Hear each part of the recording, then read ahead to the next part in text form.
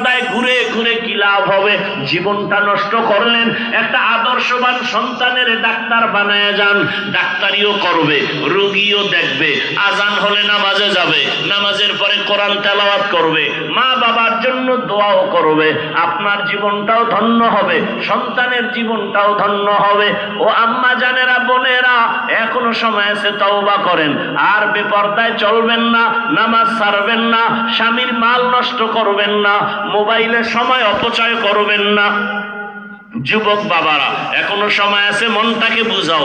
আর আল্লাহকে বলো, হে আল্লাহ, এত গুনাহ করছি, তুমি আমার উপরে রাগ করো নাই, আজকে থেকে তওবা করেছি, আর বেপরদায় চলবো না, দাড়ি কাটবো না, নামাজ ছাড়বো না, মা বাবার সাথে বেয়াদবি করবো না, ওলামায়ে কেরামের দোয়া নিয়া, শিক্ষকের দোয়া নিয়া, নবীর আদর্শ মেনে চলবো।